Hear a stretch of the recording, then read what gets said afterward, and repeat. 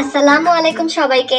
আশা করি সবাই অনেক ভালো আছো। চলে এলাম নতুন একটা ভিডিও নিয়ে এবং এই ভিডিওর মাধ্যমে আমরা আমাদের ম্যানেজমেন্ট সেকেন্ড পেপারে আরো নতুন একটা চ্যাপ্টার শুরু করতে যাচ্ছি এবং অধ্যায়টা দেখতেই পাচ্ছ, সেটা হচ্ছে ব্যবস্থাপনার নীতি। আচ্ছা, আমরা কিন্তু হরহামেশা একটা কথা শুনে থাকি, সেটা হচ্ছে জীবনে চলার পথে আমাদের সবসময় নীতি নৈতিকতা অবলম্বন করে চলা উচিত। তো এখানে নীতি কথাটার অর্থ কি? এখন আমরা কোন সাবজেক্ট পড়ছি? ম্যানেজমেন্ট। ব্যবস্থাপনার ক্ষেত্রে কি নীতি বা আদর্শ মেনে চলতে হয়, বা কোনো নীতি বা আদর্শ রয়েছে ব্যবস্থাপনার ক্ষেত্রে?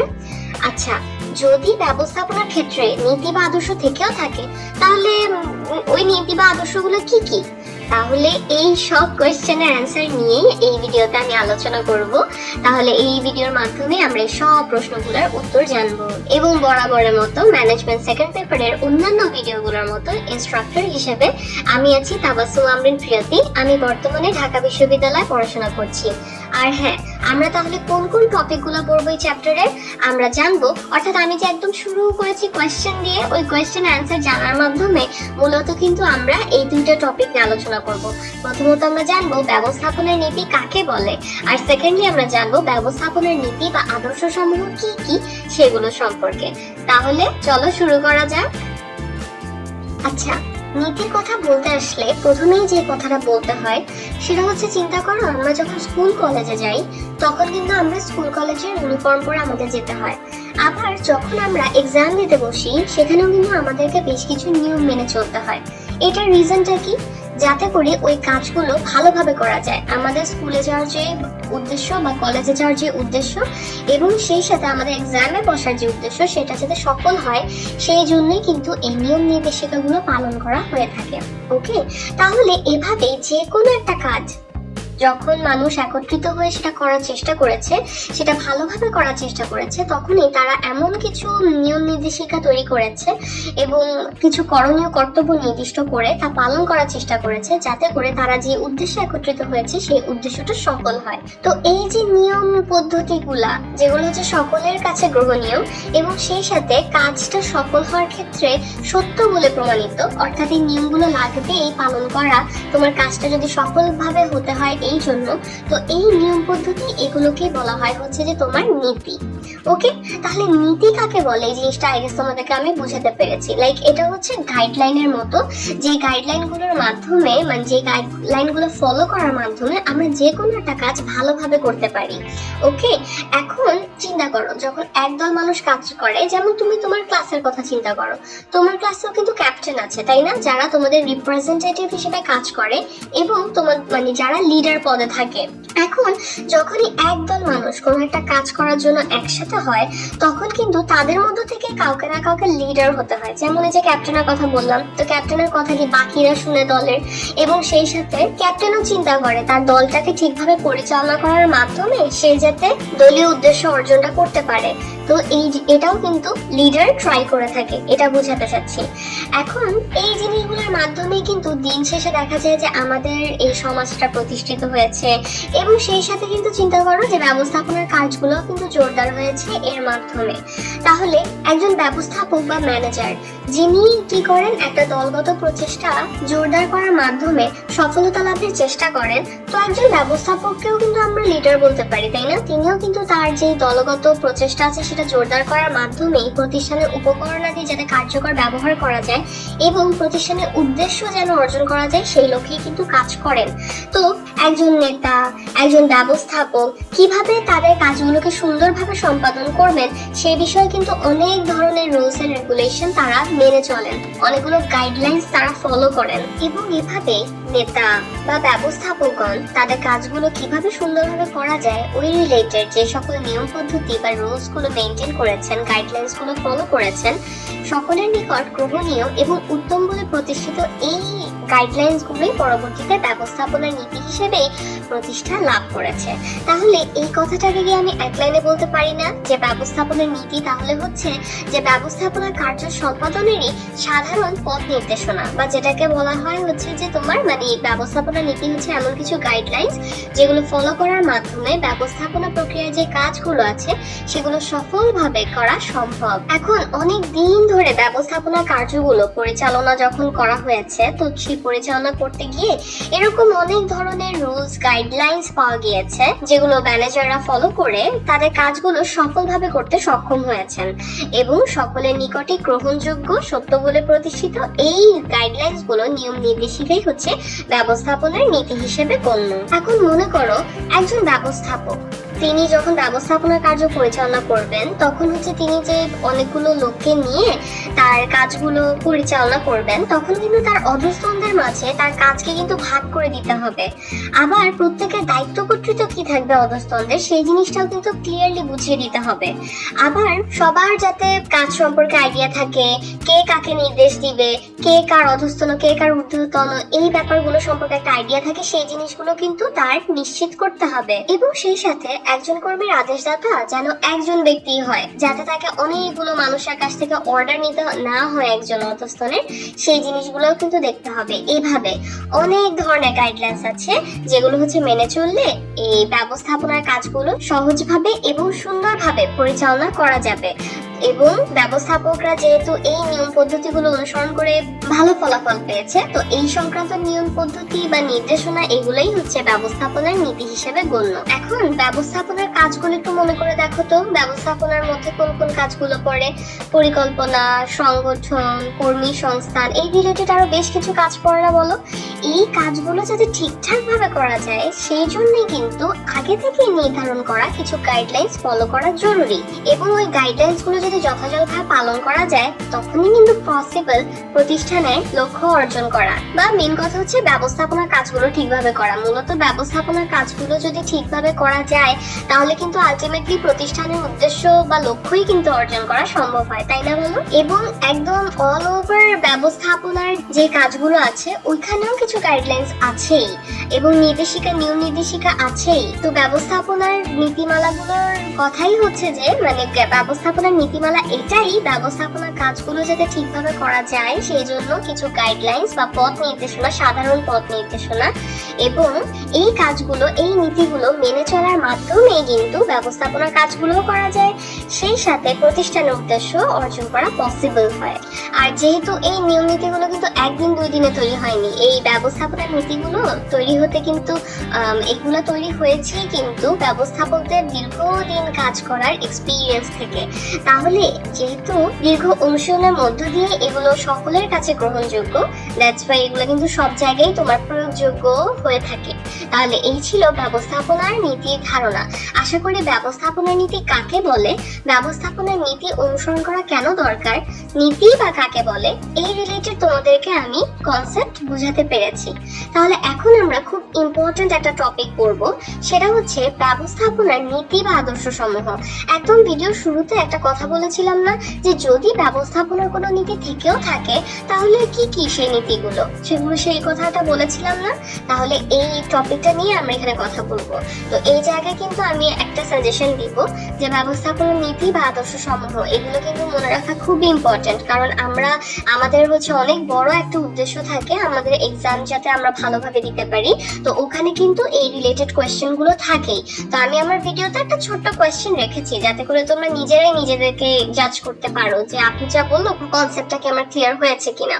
তাহলে ব্যবস্থাপনার নীতি বা আদর্শ সমূহ এই টপিকটা আমরা এখন পড়বো। আচ্ছা, তাইলে আমরা একটু ব্যবস্থাপনার নীতি বা আদর্শ সমূহ এর কনসেপ্টটা যদি আরেকবার রিওয়াইন্ড করি, তাহলে ব্যবস্থাপনার নীতি বা আদর্শ সমূহ হচ্ছে কতগুলো গাইডলাইন্স যেগুলো ফলো করার মাধ্যমে ব্যবস্থাপনার কাজগুলো সহজে এবং সুশৃঙ্খলভাবে এবং সুন্দরভাবে তোমার সম্পাদন করা যায়।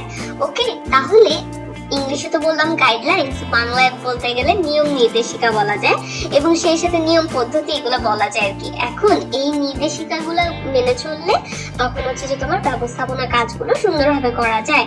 এখন এই নির্দেশিকাগুলো কি হতে পারে এইটা নির্ধারণ করার জন্য কিন্তু কালক্রমে ব্যবস্থাপনাবিদরা কিন্তু চেষ্টা চালিয়েছেন এবং কোন কোন বিষয়গুলোকে তারা নীতি হিসেবে তুলে ধরবেন সেই জিনিসটার চেষ্টাও কিন্তু তারা করেছিলেন।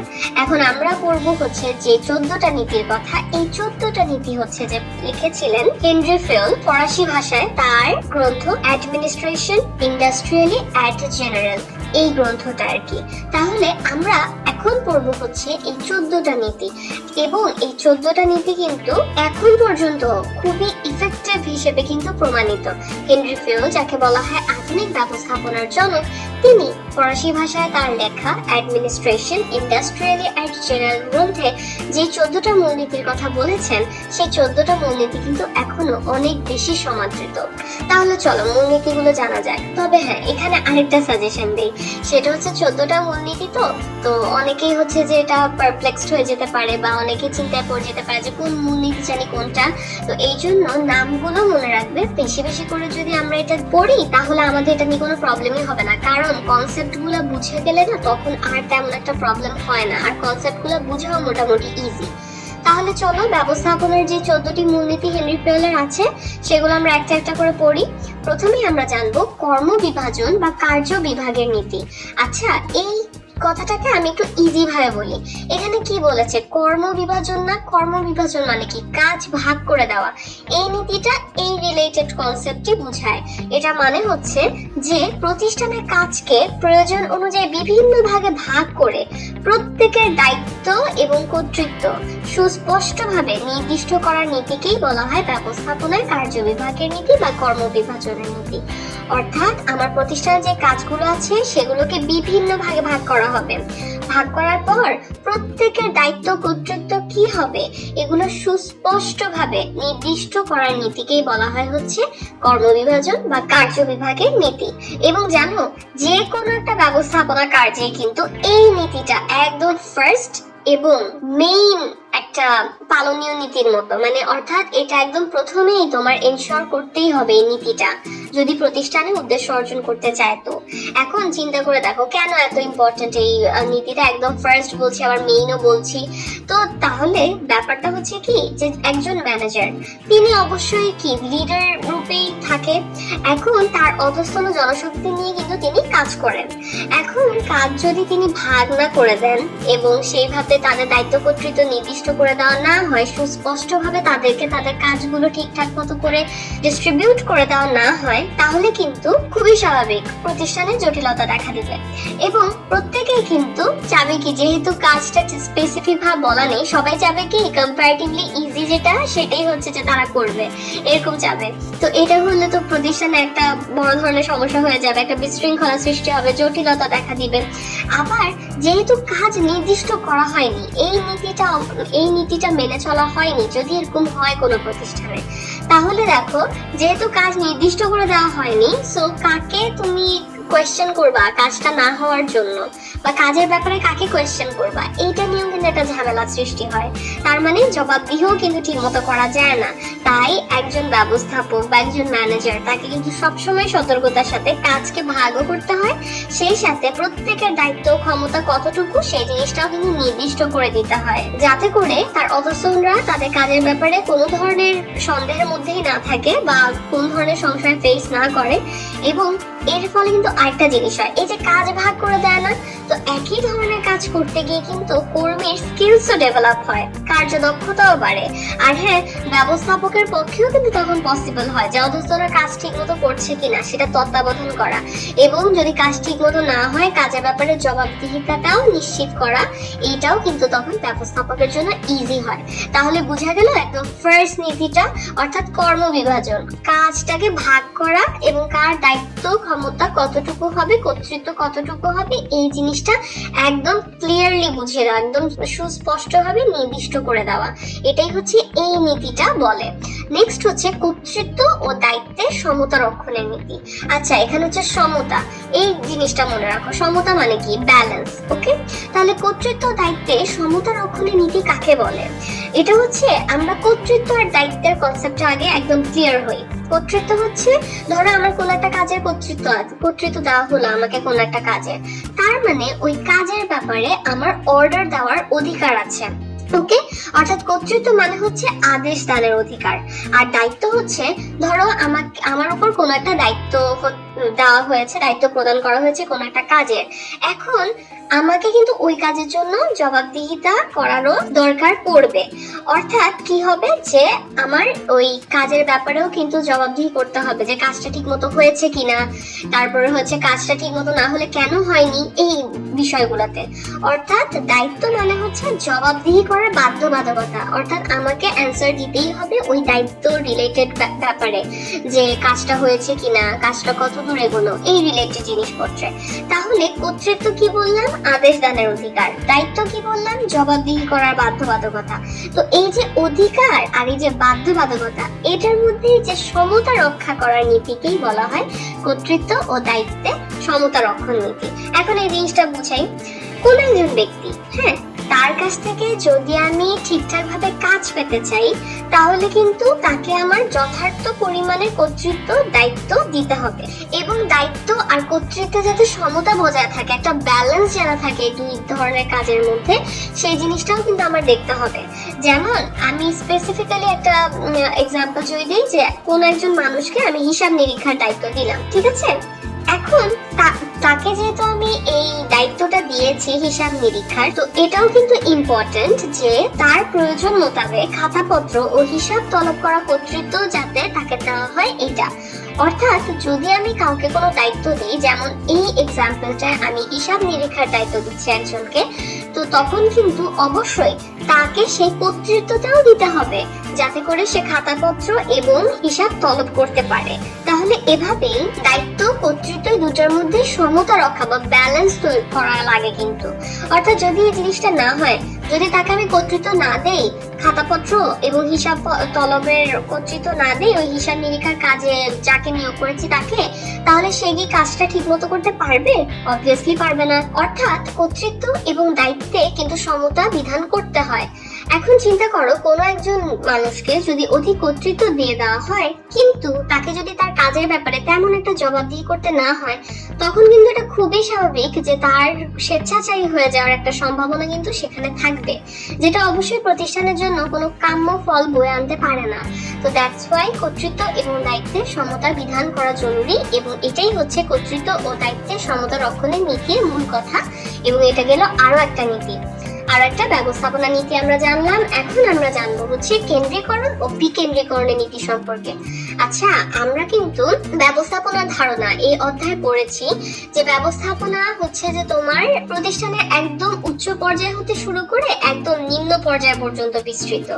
এখন প্রতিষ্ঠানে কোন ধরনের সিদ্ধান্ত ব্যবস্থাপনার কোন পর্যায়ে গ্রহণ করা হবে, এই রিলেটেড নীতিকেই বলা হয় হচ্ছে কেন্দ্রীকরণ ও বিকেন্দ্রীকরণের নীতি। ওকে, আচ্ছা মনে করো প্রতিষ্ঠানের বিভিন্ন বিষয় তো সিদ্ধান্ত গ্রহণ করাই দরকার পড়ে, তাই না? বিভিন্ন বিষয়।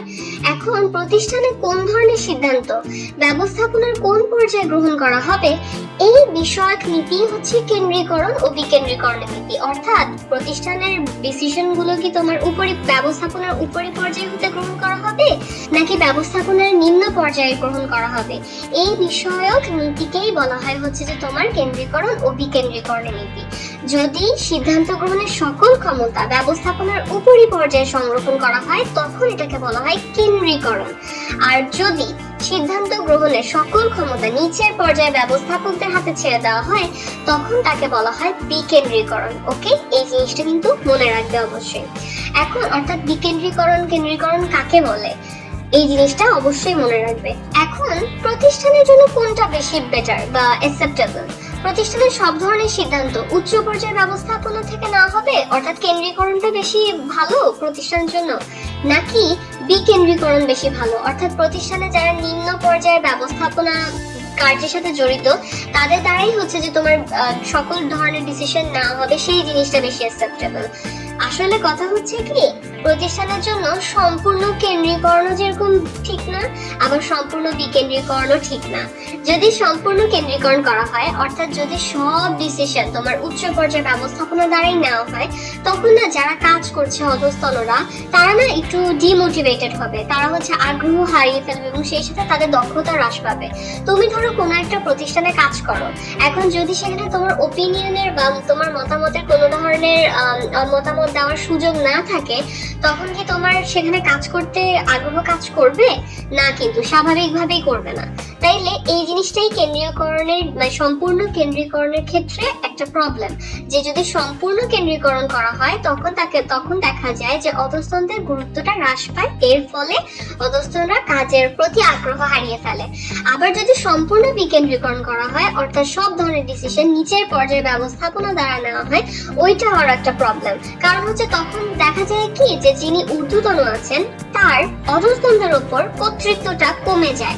কারণ হচ্ছে তখন নিচের পর্যায়ে ব্যবস্থাপনার সাথে যারা জড়িত তারাই তো সব ধরনের ডিসিশন নেয়, তখন ঊর্ধ্বতনের যে একটা কর্তৃত্ব সেই জিনিসটা কিন্তু হ্রাস পায়। তাই এই ক্ষেত্রে কেন্দ্রীকরণ এবং বিকেন্দ্রীকরণের মধ্যে কিন্তু সমতা রক্ষা করা দরকার। অর্থাৎ প্রতিষ্ঠানে যেগুলো অনেক ইম্পর্টেন্ট ডিসিশন, খুব গুরুত্বপূর্ণ সিদ্ধান্ত সেগুলো হচ্ছে প্রতিষ্ঠানে উপস্তরে, অর্থাৎ সেই সব ক্ষেত্রে হচ্ছে কেন্দ্রীকরণ, এবং বাকি যে ডিসিশন গুলো কম গুরুত্বপূর্ণ সিদ্ধান্ত যেগুলো আছে সেগুলো বিকেন্দ্রীকরণের মাধ্যমে গ্রহণ করা যেতে পারে। অর্থাৎ কম গুরুত্বপূর্ণ যে সিদ্ধান্তগুলো আছে সেগুলোর ভার হচ্ছে পর্যায়ক্রমে ব্যবস্থাপনার যে নিচের স্তরে সেখানে হচ্ছে প্রদান করা কিন্তু আবশ্যক। অর্থাৎ এই ছিল কেন্দ্রীকরণ ও বিকেন্দ্রীকরণের নীতি। নেক্সট হচ্ছে আদেশের ঐক্যনীতি। আদেশের ঐক্যনীতি কাকে বলে? খুবই সোজা। এই নীতি অনুসারে একজন কর্মী তার আদেশকর্তা হবেন একজন মাত্র ব্যক্তি, অর্থাৎ একজন কর্মীর আদেশকর্তা হবেন একজন মাত্র ব্যক্তি। এইটা নিশ্চিত করার নীতিকেই বলা হয়, এরূপ হওয়ার বিষয়টি নিশ্চিতকরণের নীতিকেই বলা হয় ব্যবস্থাপনায় আদেশের ঐক্যনীতি। যেমন কোন একজন অধস্তন তিনি একজন ঊর্ধ্বতনের কাছে এই নীতি অনুসারে সরাসরি আদেশ লাভ করবে এবং অধস্তন তার কাজের জন্য ওই ঊর্ধ্বতনের নিকটে জবাবদিহি করবে। একাধিক ব্যক্তির কাছ থেকে এক্ষেত্রে আদেশ লাভ করার কোনো সুযোগ নেই এবং সেই সাথে জবাবদিহিও করবে অধস্তন একজন ঊর্ধ্বতনের কাছেই। এটার এক্সাম্পল হিসেবে যদি আরেকটা বলি, যেমন কোন একটা প্রতিষ্ঠানে 5 জন ফোরম্যান এই নামের একজন সুপারভাইজারের অধীনস্থ হলো। এখন কথা হচ্ছে যে তখন এই 5 জন যে ফোরম্যান আছে তারা তাদের কাজের জবাবদিহিতা করবে ওই এ নামক সুপারভাইজারের কাছেই, আবার তারা কাজের আদেশও পাবে ওই এ নামক সুপারভাইজারের কাছ থেকে। তাহলে এটাই হচ্ছে আদেশের ঐক্যনীতি। একজনের কাছ থেকে আদেশ পাবে একজন অধস্তন এবং তার কাছেই জবাবদিহি করবে। নেক্সট হচ্ছে নির্দেশনার ঐক্যনীতি। এটা হচ্ছে আমার প্রতিষ্ঠানে বিভিন্ন ক্ষেত্রে কিন্তু আমার বিভিন্ন বিষয় উদ্দেশ্য অর্জনের দরকার পড়ে বা বিভিন্ন পরিকল্পনা বাস্তবায়নের দরকার পড়ে। তাহলে উদ্দেশ্য অর্জনের জন্য পূর্ব নির্দেশনার সাথে মিল রেখে পরবর্তী নির্দেশনা প্রদানের কাজকেই বলা হয় ব্যবস্থাপনায় নির্দেশনার ঐক্যনীতি। এখন একটা সামগ্রিক উদ্দেশ্য বা পরিকল্পনা যাতে বাস্তবায়ন করা যায় ওইটার বিষয়টা মাথায় রেখে ওইটার আলোকেই কিন্তু নির্দেশনাগুলো ধারাবাহিকভাবে দিয়ে দেওয়া হয়ে থাকে। এখন যদি এরকম হয় যে আমি চিন্তা করলাম আমি হচ্ছে যে আমার প্রতিষ্ঠানে কোন একটা ডিপার্টমেন্টে কর্মী নিয়োগ করব, এখন এই ক্ষেত্রে কিন্তু আমার বেশ কিছু বিষয় নির্দেশনা দিতে হবে। বিজ্ঞপ্তি তৈরি, পত্রিকায় প্রেরণ, আবেদনপত্র জমা গ্রহণ, তারপর হচ্ছে আবেদনপত্র যারা যারা অ্যাপ্লাই করেছে তাদের মধ্যে একটা শর্ট লিস্ট করা, নিয়োগ পরীক্ষার কার্ড ইস্যু ইত্যাদি বিভিন্ন বিষয় আমার কিন্তু নির্দেশনা দিতে হবে। তো যদি একবার আমি এখন বলে থাকি যে আচ্ছা ঠিক আছে এই বিজ্ঞপ্তি হচ্ছে আমরা পত্রিকায় দিব, এরপরে হুটহাট করে আবার চেঞ্জ করে বললাম যে না আমি হচ্ছে দেয়ালে পোস্টার টাঙাবো, আমরা হচ্ছে প্রতিষ্ঠান থেকে পোস্টার টাঙানো হবে দেয়ালে, হ্যাঁ পত্রিকায় না দিয়ে, তাহলে এভাবে যদি কোনো ধারাবাহিকতা না থাকে, খালি সমানে কোনো কারণ ছাড়া এইভাবে চেঞ্জ করা হয় নির্দেশনা, তখন কিন্তু উদ্দেশ্যটা পূরণ হবে না এবং অধস্তন যারা আছে তাদেরও কিন্তু ঊর্ধ্বতনের প্রতি একটা নেগেটিভ ধারণা জন্মাবে।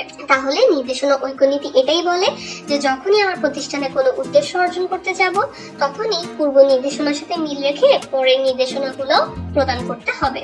নেক্সট হচ্ছে সাধারণ স্বার্থে নিজস্ব স্বার্থ ত্যাগের নীতি। এই নামটা দেখো, এখানে কি বলেছে, এখানে নিজস্ব স্বার্থ লেখা আছে না? নিজস্ব স্বার্থ বলতে কি বোঝায়? ব্যক্তি স্বার্থ বলা যায়। এখন ব্যক্তি স্বার্থের ঊর্ধ্বে প্রাতিষ্ঠানিক স্বার্থকে বা সাধারণ স্বার্থকে অগ্রাধিকার প্রদান বা প্রায়োরিটি প্রদান করার নীতিকেই বলা হয় হচ্ছে ব্যবস্থাপনায় সাধারণ স্বার্থে নিজস্ব স্বার্থ ত্যাগের নীতি। এখন একটা ব্যবসায় হচ্ছে একটা ব্যবসায় প্রতিষ্ঠানে অনেক রকমের অনেক মানুষ কাজ করে, অনেকগুলো বিভাগ উপবিভাগ একসাথে কাজ করে। এখন যদি এই ধরনের সিচুয়েশন হয় যে তারা প্রাতিষ্ঠানিক স্বার্থটাকে বড় করে দেখে তারপর হচ্ছে সবাই দলবদ্ধ প্রচেষ্টার মাধ্যমে উদ্দেশ্য অর্জন করতে চায়, তখন কিন্তু দেখা যায় যে এতে করে প্রতিষ্ঠান লাভবান হয়। মনে করো আমার কোন একজন মানুষ, আমি একটা প্রতিষ্ঠানে চাকরি করি, যে আমার কোনো একজন মানুষকে যে আমার সাথেই কাজ করছে তাকে আমার ব্যক্তিগতভাবে পছন্দ নয়। কিন্তু যদি আমি এখন এই ব্যক্তি স্বার্থটাকে মাথায় না রেখে আমি প্রাতিষ্ঠানিক স্বার্থের কথা চিন্তা করে ভাবি যে না, আমার তার সাথে হচ্ছে যে এভাবে দলবদ্ধ হয়ে কাজ করাটা জরুরি যাতে করে প্রতিষ্ঠান সফল হয়, তাহলে কিন্তু এতে করে দেখা যাবে যে এতে প্রতিষ্ঠান আলটিমেটলি বেনিফিট পাবে। এবং প্রতিষ্ঠান যখন তার উদ্দেশ্য অর্জন করতে পারে, প্রতিষ্ঠান যখন সফল হয়, তখন কিন্তু এতে যে কর্মরত জনশক্তি আছে তাদেরই আলটিমেটলি লাভ হয়। তো সাধারণ স্বার্থে নিজস্ব স্বার্থ ত্যাগের নীতি এই কথাই বলে যে প্রতিষ্ঠানে, ইভেন আমরা দেশের ক্ষেত্রেও যদি দেখি, যে আমরা যদি আমাদের ব্যক্তি স্বার্থকে মাথায় না রেখে আমরা যদি দেশপ্রেম নিয়ে দেশের স্বার্থে আমরা কাজ করি, তখন কিন্তু এতে করে দেশ ও দেশের জনগণের উন্নতি হয়। সো সবসময় আমাদের দেশের স্বার্থটাকে মাথায় রাখা উচিত, আগে প্রায়োরিটি দেওয়া উচিত, তাই না? তো এটাই হচ্ছে সাধারণ স্বার্থে নিজস্ব স্বার্থ ত্যাগের নীতি বলে যে ব্যক্তি স্বার্থকে প্রায়োরিটি না দিয়ে সাধারণ স্বার্থ বা প্রাতিষ্ঠানিক স্বার্থকে প্রায়োরিটি দিতে, এবং এর ফলে প্রতিষ্ঠান অধিক মুনাফা অর্জন করতে পারে, প্রতিষ্ঠান তার লক্ষ্য অর্জন করতে পারে, এবং জনশক্তির মানও তখন দেখা যায় যে জনশক্তি জীবনযাত্রার মানও উন্নত হয়, এবং জনশক্তি মানে ওখানে প্রতিষ্ঠানে কর্মরত জনশক্তি কিন্তু আলটিমেটলি লাভবান হয়। নেক্সট হচ্ছে জোড়াময় শিকলের নীতি। প্রতিষ্ঠানের উপর থেকে শুরু করে একদম নিচের স্তর পর্যন্ত সাংগঠনিক নিয়মে প্রত্যেকটা ব্যক্তি, বিভাগ, উপবিভাগ তাদেরকে একে অন্যের সাথে যুক্ত করে দেওয়ার বা একই শিকলের অধীনে সবাইকে আবদ্ধ করার বা কানেক্ট করার যে নীতি, সেটাকেই বলা হয় হচ্ছে ব্যবস্থাপনার জোড়াময় শিকলের নীতি। এর ফলে কি হয় যে সবাই সবার সাথে কানেক্টেড থাকে, সহজে বোঝা যায় কে কার ঊর্ধ্বতন, কে কার অধস্তন, কে কার কাজের জন্য কার কাছে জবাবদিহি করবে, এই রিলেটেড বিষয়গুলো, এগুলো নিয়ে আর কোনো কনফিউশন থাকে না। এবং এই নীতির মাধ্যমে প্রকাশিত হয় যে প্রতিষ্ঠান একদম উপর থেকে নিচ পর্যন্ত পারস্পরিক আবদ্ধতা, কর্তৃত্বের প্রবাহ এবং সেই সাথে যোগাযোগের পথ হচ্ছে যে তোমার নির্দেশিত হয় এই নীতি অনুসারে। এখানে কে কার অধীন, কে কার অধস্তন, এটা বোঝাই যায় মাত্র বললাম, এবং তাদের মধ্যে যে কানেকশনটা বা বন্ডিংটা এটা হচ্ছে আরো ভালো হয়। এখন যদি কোনো পর্যায়ে কোনো সমস্যা হয়, তাহলে ঊর্ধ্বতন সহজে এটা আইডেন্টিফাই করতে পারে, বুঝতে পারে, এবং সাথে সাথে তিনি এই জন্য প্রয়োজনীয় পদক্ষেপ গ্রহণ করতে পারে। এখন কেউ যদি দলছুট হয়ে যায়, দল থেকে বের হয়ে যায়, তখন কিন্তু এটা প্রতিষ্ঠানের জন্য একটা নেগেটিভ ইম্প্যাক্ট ফেলে, এটা কিন্তু ক্ষতি বয়ে আনতে পারে। তখন ওই যে দলছুট ব্যক্তি, তাকে আর নিয়ন্ত্রণ করা যায় না। তো এর ফলে দেখা যায় যে এটা প্রতিষ্ঠানের জন্য কোনো কল্যাণ বয়ে আনে না। তাহলে এই ছিল হেনরি ফিওলের, আমরা 7টা নীতি পড়ে ফেলেছি, আরো 7টা নীতি আছে, মনে আছে আমরা হেনরি ফিওলের 14টা নীতি পড়বো বলেছিলাম। তাহলে এখন যদি আমরা পরবর্তী নীতিতে আসি, সেটা হচ্ছে নিয়মানুবর্তিতা নীতি। আমরা যারা এখানে এই ভিডিওটা দেখছি, বেশিরভাগ স্টুডেন্টই আমরা কোথায় পড়ি? আমরা হচ্ছে কলেজে পড়ি। তো এখন যেহেতু আমরা মানে কলেজ স্টুডেন্ট বেশিরভাগ এখানে যারা দেখছো তোমরা ভিডিওটা, তাহলে এখানে কিন্তু তোমরা রিলেট করতে পারো যে কলেজের কিছু নিয়ম কিন্তু তোমাদেরকে মেনে চলতে হয়। কেন? যাতে করে কলেজের শৃঙ্খলাটা নিশ্চিত করা পসিবল হয়, এবং যাতে করে তোমার ওভারঅল যে পরিবেশটা সেটা হচ্ছে যাতে সুন্দর থাকে, এবং প্রতিষ্ঠানের লক্ষ্য যাতে অর্জন করা যায়। এখন এই নিয়মানুবর্তিতা নীতি এই জিনিসটা নিয়ে যে প্রতিষ্ঠানের জন্য উত্তম নিয়ম নীতিকে এটা নির্ধারণ করা এবং সেটা মেনে চলার নীতিকেই বলা হয় হচ্ছে নিয়মানুবর্তিতা নীতি। এখন প্রতিষ্ঠানে যদি কোনো নিয়ম নীতি না থাকতো, তাহলে দেখা যেত যে মানে তখন যখন ইচ্ছা স্টুডেন্টরা তখনই স্কুলে ঢুকছে, তখনই কলেজে আসছে, তারপরে হচ্ছে যে ক্লাসের রুটিন কি সেই সম্পর্কে কারো কোনো আইডিয়া থাকতো না, যদি কোনো নিয়ম নীতি না থাকতো আর কি। বাট যেহেতু নিয়ম নীতি থাকে, দ্যাটস ওয়াই প্রতিষ্ঠানের সবগুলো কাজ স্মুথলি রান করা পসিবল হয়। এখন কথা হচ্ছে প্রতিষ্ঠানের নিয়ম নীতি যদি না থাকে এবং সবাই যদি এটা মেনে না চলে, তার মানে বোঝাই যাচ্ছে এটা কিন্তু প্রতিষ্ঠানের জন্য কোনো ভালো ফল বয়ে আনে না। অবশ্যই প্রতিষ্ঠানের সবার এই নিয়মানুবর্তিতা নীতি অনুসারে প্রতিষ্ঠানের সবারই এই নিয়মগুলোর প্রতি অবশ্যই কেয়ারফুল থাকা দরকার এবং শ্রদ্ধাবোধ থাকা দরকার এই নিয়মগুলোর প্রতি, এবং এগুলো মেনেও চলা দরকার। আমাদের দেশের যেসব প্রতিষ্ঠানগুলোতে দেখা যায় যে নিয়ম নীতি আছে ঠিকই, নির্ধারণ করা হয়েছে ঠিকই, কিন্তু সেগুলো মানা হচ্ছে না, সেগুলোতে দেখা যায় যে ওয়ার্ক এনভায়রনমেন্টও ভালো নেই, সেই সাথে যে দক্ষতাটা, কার্য দক্ষতা, সেটারও অনুপস্থিতি রয়েছে। কিন্তু যেসব প্রতিষ্ঠানে নিয়ম নির্ধারণ করার পর সেই নিয়মগুলো মেনে চলা হয় ঠিকঠাক মতো, সেগুলোতে দেখা যায় যে দক্ষতাও অনেক বৃদ্ধি পায় এবং সেই সাথে দেখা যায় যে কর্ম পরিবেশও বেশ ভালো। এবং এই যে আমরা হেনরি ফিওলের নীতিগুলো পড়ছি, হেনরি ফিওল কিন্তু এটা মনে করতেন যে যারা ঊর্ধ্বতন আছে তারা যদি নিয়মের প্রতি শ্রদ্ধাশীল থাকে, তাহলে না এই নীতিটা অনুসরণ করা ইজি হয়। নেক্সট হচ্ছে শৃঙ্খলার নীতি। এখানে একটা ছোট্ট সাজেশন দেই, নিয়মানুবর্তিতার নীতি কিন্তু বলে প্রতিষ্ঠানের জন্য যথার্থ নিয়ম নীতি নির্ধারণ করা এবং সেগুলো মেনে চলা, কিন্তু শৃঙ্খলার নীতির কথা কিন্তু এইটা না। সো এই দুইটাতে যাতে কনফিউশন না হয় সেই জিনিসটা মাথায় রাখা দরকার। এখন শৃঙ্খলার নীতি কাকে বলে? যোগ্য ব্যক্তিকে যোগ্য স্থানে আর সঠিক বস্তুকে সঠিক স্থানে স্থাপনের নীতিকে বলা হয় শৃঙ্খলা নীতি। এটা মানে কি? আমার প্রতিষ্ঠানে কিন্তু অনেক পদের মানুষ কাজ করছে, তাই না বলো? এখন প্রত্যেকটা পদের জন্য কিন্তু সেম কোয়ালিফিকেশন দরকার পড়ে না, এক একটা পদের জন্য এক এক ধরনের যোগ্যতা লাগে।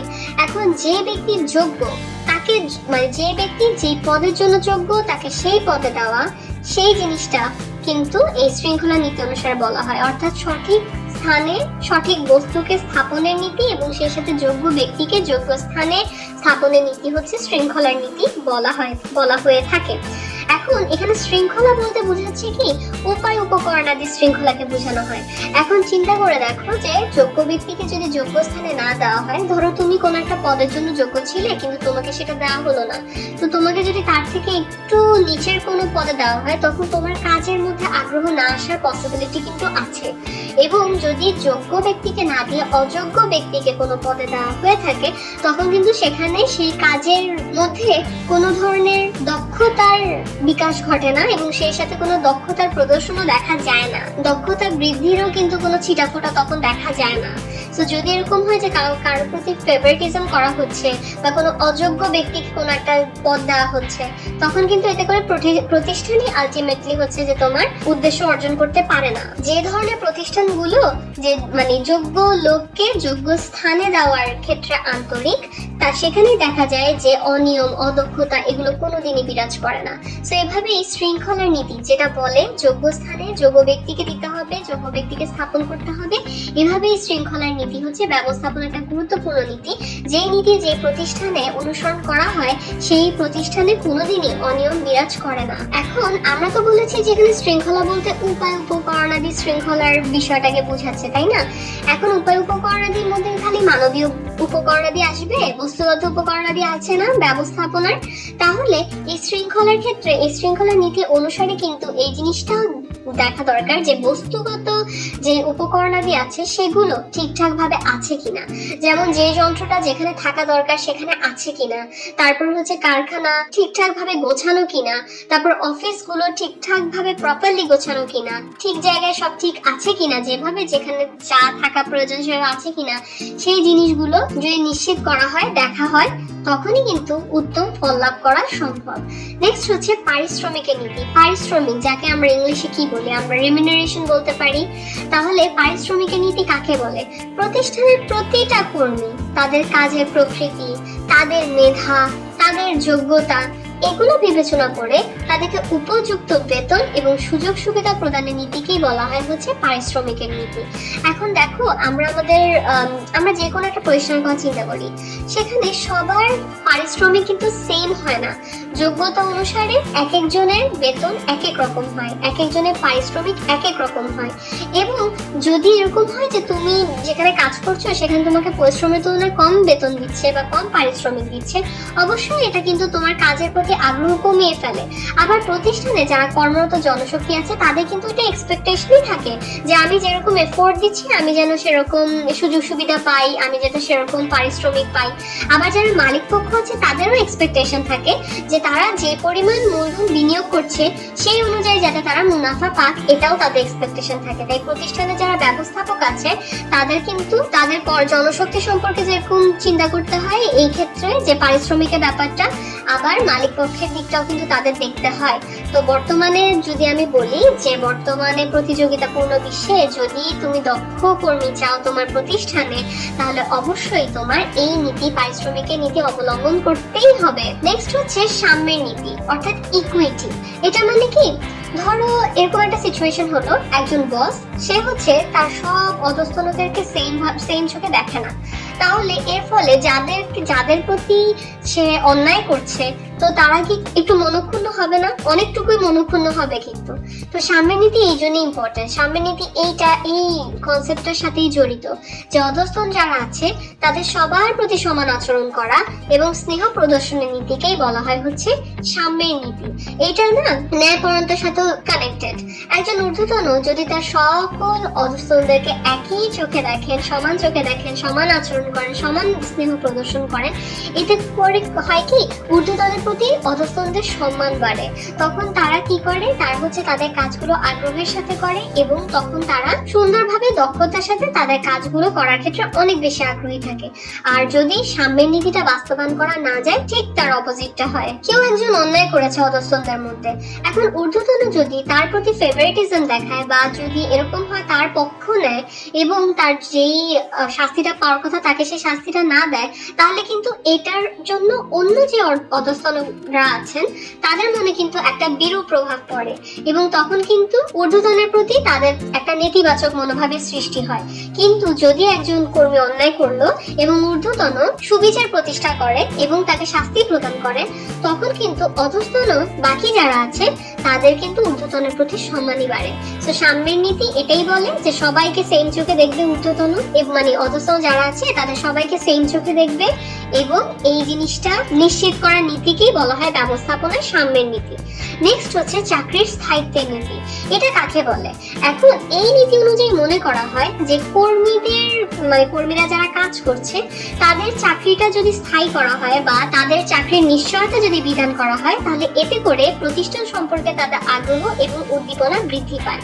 এখন ধরো একজন চাকরিজীবী, সে হচ্ছে অনেকদিন ধরে চাকরি করছে, এখন তার কাজটা এখনো ফিক্সড হয়নি বা হচ্ছে যে সে এখনো স্থায়ী হয়নি বা তার চাকরির নিশ্চয়তা এখনো ঠিকঠাক মতন প্রদান করা হয়নি, তখন কিন্তু স্বভাবতই সে তার যে কাজটা সেটা আগ্রহের সাথে করতে চাবে না। যে কোনো সময় তার এই চাকরিটা চলে যেতে পারে, তার কিন্তু এই ভয়টা সবসময়ই কাজ করবে এবং সে পরবর্তী দেখা যাবে যে অন্য জায়গায় উল্টারও চাকরি খুঁজতে ব্যস্ত থাকবে। এটা কিন্তু প্রতিষ্ঠানের জন্য ভালো কোনো জিনিস বয়ে আনবে না।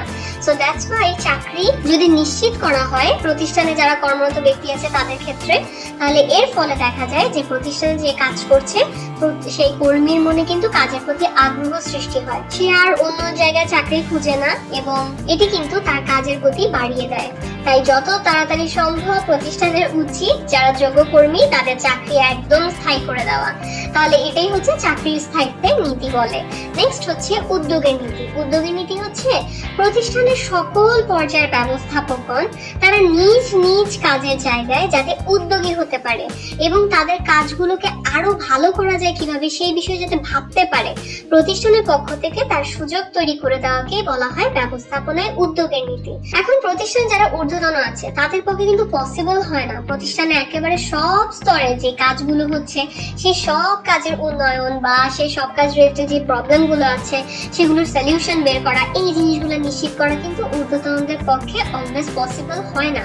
যদি প্রতিষ্ঠানে এই ধরনের সিচুয়েশন হয়, অর্থাৎ যদি উদ্যোগের নীতিটা বাস্তবায়ন করা যায় এবং এই ধরনের সিচুয়েশন বা পরিবেশ করে তোলা হয় যে প্রত্যেক অধস্তন তার নিজ নিজ জায়গায় তার কাজের সমস্যা এবং সম্ভাবনা নিয়ে ভাবতে পারে, তাহলে কিন্তু ঊর্ধ্বতনদের জন্য যদি ঊর্ধ্বতনদেরও এই ক্ষেত্রে কাজের ভার কমে এবং সেই সাথে অধস্তনরাও কিন্তু উদ্যমী এবং উদ্যোগী হয়ে ওঠে এবং এর ফলে কিন্তু কর্মীরা আরো বেশি উৎসাহের সাথে নিজেদের কাজগুলো করে। যদি তারা সেই ফ্রিডমটা পায় তাদের কাজগুলো আরো ভালোভাবে কেমনে করা যায় সেই বিষয়ে চিন্তা করার আর কি। তো যদি অধস্তনদেরকে এই ধরনের সুযোগ দেওয়া না হয়, অর্থাৎ তারা যদি স্ব ক্ষেত্রে কাজটা কিভাবে ভালো করতে পারে সেই রিলেটেড কোনো চিন্তা করার অধিকার না পায়, তখন কিন্তু দেখা যায় যে এটা কিন্তু একটা ভালো ওয়ার্ক এনভায়রনমেন্ট বা কার্য পরিবেশ নিশ্চিত করতে পারে না। তো এটাই হচ্ছে উদ্যোগের নীতি, যে প্রতিষ্ঠানে স্ব কর্মক্ষেত্র থেকে কর্মীরা যাতে নিজেদের কাজের উন্নয়নে ভাবতে পারে, প্রতিষ্ঠানের পক্ষ থেকে সেই ব্যবস্থা করে দেওয়া। নেক্সট হচ্ছে একতাই বল নীতি। আচ্ছা, এটার ইংলিশটা কি? একতাই বল, এটার ইংলিশটা হচ্ছে ইউনিটি স্ট্রেংথ, তাই না? এটা কি বলে? এটা বলে প্রতিষ্ঠানে যে সকল ব্যক্তি কাজ করছে, বিভাগ কাজ করছে, উপবিভাগ কাজ করছে, তারা যে কোনো সিচুয়েশনে একসাথে হয়ে একে অন্যকে সাহায্য করার মাধ্যমে তাদের কাজগুলো পরিচালনা করার নীতিকেই বলা হয় হচ্ছে ব্যবস্থাপনায় একতাই বল নীতি। অর্থাৎ যে কোনো সিচুয়েশনে তারা একসাথে হ্যান্ডেল করবে, তারা কাজগুলো ঠিকঠাক ভাবে করার চেষ্টা করবে। প্রত্যেক প্রত্যেকটা বিভাগ এবং উপবিভাগের অধীন যে ব্যক্তিবর্গ আছে তারা যদি তাদের বিভাগীয় লক্ষ্য অর্জনের জন্য নিজ নিজ ক্ষেত্রে সবাই ঐক্যবদ্ধ হয়ে কাজ করে এবং প্রত্যেকটা বিভাগ এবং উপবিভাগ প্রতিষ্ঠানের যে মূল লক্ষ্য আছে, যে মূল লক্ষ্যের জন্য এই কাজগুলো পরিচালনা করা হয়, তো সেই মূল লক্ষ্যকে সামনে রেখে প্রত্যেকের কাজকে অন্যের সাথে সমন্বিত করে ঐক্যবদ্ধ হয়ে তাদের কাজগুলো পরিচালনা করে, তাহলে কিন্তু প্রতিষ্ঠান ইজিলি তার যে লক্ষ্য সেটা অর্জন করতে পারে। যদি ঐক্য না থাকে, যেমন হচ্ছে এরকম হলো যে আমার যে সেলস ডিপার্টমেন্ট আছে আর যে উৎপাদন বিভাগ আছে তাদের মধ্যে কোনো ধরনের সমন্বয় সাধন করাই যাচ্ছে না, তার হচ্ছে যার যা যেভাবে ইচ্ছে সেভাবে কাজ করে যাচ্ছে, তাহলে এটা প্রতিষ্ঠানের জন্য অবশ্যই লাভজনক কোনো কিছু বই আনবে না। কিন্তু যদি প্রতিষ্ঠানের মূল লক্ষ্যটাকে মাথায় রেখে সবাই সবার সাথে ঐক্যবদ্ধ হয়ে কাজ করে, তাহলেই কিন্তু এতে করে প্রতিষ্ঠানের সফলতা নিশ্চিত করা পসিবল। যদি সবার মধ্যে খালি দেখা যায় যে অনৈক্য, অসহযোগিতা, তাহলে এটা কোনোদিনও প্রতিষ্ঠানে সফলতা আনতে পারবে না, তাই না? তাহলে হচ্ছে ইউনিটি স্ট্রেংথ, অর্থাৎ একতাই বল নীতি এটাই বলে যে যে কোনো সিচুয়েশনে প্রতিষ্ঠানের প্রতিটা বিভাগ, উপবিভাগ, ব্যক্তি তারা একসাথে কাজ করবে এবং প্রতিষ্ঠানের লক্ষ্য অর্জনের জন্য চেষ্টা চালাবে। আর প্রতিষ্ঠানের ঊর্ধ্বতন যারা আছেন তাদের কিন্তু এটা দায়িত্বই বটে যে এই নীতিটা যাতে বাস্তবায়ন করা যায়, যাতে করে কেউ দলছুট না হয়ে পড়ে এবং যাতে করে কোনো ধরনের বিরোধিতা সৃষ্টি না হয়ে যায় প্রতিষ্ঠানের মধ্যে, এতে করে প্রতিষ্ঠানের সার্বিক শৃঙ্খলাও কিন্তু বিঘ্নিত হয়। তাহলে এই ছিল হেনরি ফিওলের 14টা মূলনীতি। আশা করি এগুলো আমি তোমাদেরকে বুঝাতে পেরেছি, বেশ এক্সপ্লেন করে তারপরে আমি এগুলো বুঝিয়েছি যাতে কারো কোনো প্রবলেম না থাকে বুঝতে। যতটা ইজিলি বোঝানো পসিবল ততটা ইজিলি বোঝানোর চেষ্টা করেছি। কিন্তু এখানে কথা আছে যে হেনরি ফিওল অনেকগুলো নীতি বলে দিয়েছেন, আমরা অলরেডি জেনে গিয়েছি। এই নীতিগুলো ছাড়াও আরো কিছু নীতি বর্তমানে আছে যেগুলো ব্যবস্থাপনার কাজগুলো ঠিকভাবে পরিচালনার ক্ষেত্রে দিক নির্দেশনা প্রদান করতে পারে বলে মনে করা হয়। সেগুলোই আমরা এই ভিডিওর এই লাস্ট অংশটাতে আমরা এখন জানবো। অর্থাৎ এটা লাস্ট না, আমি একটা কোয়েশ্চেন আস্ক করব, বাট এই নীতিগুলো পড়ার মাধ্যমে আমরা আরো কয়টা নীতি সম্পর্কে জানবো যে নীতিগুলো বেসিক্যালি বর্তমানে দিক নির্দেশনা হিসেবে কাজ করে। ফার্স্টে আসে নমনীয়তার নীতি। এখন নমনীয়তার নীতি কাকে বলে? এখন আমার প্রতিষ্ঠানে 5 বছর আগে যে ধরনের সিচুয়েশন ছিল বা প্ল্যানিং করার টাইমেও প্রতিষ্ঠান যে সিচুয়েশনে ছিল, আমার প্ল্যানিং বাস্তবায়নের টাইমেও যে সেম সিচুয়েশনেই থাকবে, অর্থাৎ কোনো ধরনের প্রবলেম যে হবে না তা কিন্তু না, হতেই পারে সিচুয়েশন চেঞ্জ, রাইট? তাহলে চিন্তা, কাজ, পদ্ধতিতে প্রয়োজনে পরিবর্তন এনে প্রচেষ্টাকে লক্ষ্যাভিমুখী করার নীতিকে এই নমনীয়তার নীতি বলে। অর্থাৎ আমার প্রতিষ্ঠানে যখন কোনো চেঞ্জের দরকার পড়বে কোনো একটা ব্যাপারে, তখন ওই প্রয়োজনীয় চেঞ্জটা এনে প্রচেষ্টাকে যাতে আমি প্রতিষ্ঠানের লক্ষ্যাভিমুখী করতে পারি, আমার চেষ্টাটাকে যাতে আমি প্রতিষ্ঠানের লক্ষ্যাভিমুখী করতে পারি, সেইটার নীতিকেই বলা হয় হচ্ছে নমনীয়তার নীতি। অর্থাৎ এই নীতি বলে যদি দরকার পড়ে তাহলে প্রয়োজনীয় কিছু চেঞ্জেস আনা যেতে পারে যাতে করে প্রতিষ্ঠানের লক্ষ্যটা অর্জন করা যায়। এখন ব্যবস্থাপনা হচ্ছে সমাজ বিজ্ঞানের একটা শাখা। এখন দেখা যায় যে সামাজিক বিভিন্ন পরিবর্তিত পরিবেশের মধ্য দিয়েই ব্যবস্থাপনাকে তার উদ্দেশ্য অর্জন করতে হয়। বিভিন্ন ধরনের চেঞ্জিং সিচুয়েশন হতে পারে যখন এই পরিকল্পনা বাস্তবায়ন করা হয় প্রতিষ্ঠানে। তো এই নমনীয়তার নীতি এটাই বলে যে যখনই আমার পরিবেশ পরিবর্তিত হবে, ওইটার সাথে সঙ্গতি বিধান করে বা ওইটার সাথে প্রয়োজনীয় চেঞ্জেস এনে যাতে কাজ করা যায়, ব্যবস্থাপনার সেই জন্য রেডি থাকা দরকার। এবং এই জন্যই ব্যবসার ক্ষেত্রে প্রতিনিয়ত যে চেঞ্জেসটা মানে হচ্ছে, ঠিক আছে, তো প্রতিনিয়ত যে পরিবর্তনগুলো ঘটে যাচ্ছে সেটার সাথে অবশ্যই ব্যবস্থাপনাকে সঙ্গতি বিধান করে অথবা ব্যবস্থাপনাকে ওই অনুযায়ী চেঞ্জ এনে তোমার হচ্ছে যে এগিয়ে যাওয়ার প্রয়োজন পড়ে। নেক্সট হচ্ছে ভারসাম্যের নীতি। ভারসাম্য যেটাকে আমরা অনেকটুকু মানে ব্যালেন্স বলতে আমরা ভারসাম্য বুঝি, তাই না? মানে ভারসাম্য বলতে আমরা ব্যালেন্স বুঝি। এখন এই ভারসাম্যের নীতি বলতে প্রতিটা ব্যক্তি, বিভাগ ও উপবিভাগীয় কাজের মধ্যে সমন্বয় বিধান এবং সমতালে একসাথে এগিয়ে যাওয়ার সামর্থ্য সৃষ্টিকে বোঝায়। এখন এই ধরনের সিচুয়েশন যাতে না হয় যে কোনো একটা বিভাগ অন্য বিভাগের তুলনায় অনেক পিছিয়ে গেল, এরকম যাতে না হয়। অর্থাৎ যতজন ব্যক্তি কর্মরত আছে, যতগুলো বিভাগ আছে, যতগুলো উপবিভাগ আছে, তাদের কাজের মধ্যে সমন্বয় বিধান করতে হবে এবং তারা যাতে একটা এগিয়ে যেতে পারে, ওই এগিয়ে যাওয়ার সামর্থ্য সৃষ্টি করার দরকার পড়ে। এবং এটাই হচ্ছে ভারসাম্যের নীতির মূল কথা। অর্থাৎ কোনো একটা বিভাগের কাজের দায়িত্ব আর গুরুত্ব বুঝে কিন্তু আমার জনশক্তি নিয়োগ করতে হবে, যাতে কোনো বিভাগে একটার আরেকটার তুলনায় পিছিয়ে না পড়ে। এবং যদি এটা নিশ্চিত করা যায়, ভারসাম্যের নীতি এই কারণে দরকার আসলে যে এটা যদি নিশ্চিত করা যায় যে সবাই এক তালে আগাচ্ছে, যদি তাদের মধ্যে কাজগুলো ভারসাম্যপূর্ণ হয়, তাহলে এই প্রতিষ্ঠান যে সামগ্রিক অল ওভার কাজগুলো আছে সেগুলোর মধ্যে একটা ভারসাম্যের সৃষ্টি হয়।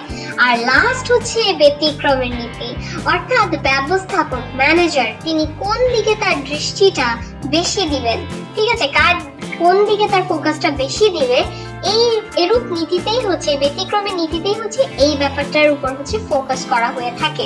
একজন ব্যবস্থাপকের পক্ষে কিন্তু প্রত্যেকটা কাজ গুরুত্ব দিয়ে দেখা সম্ভব হয় না।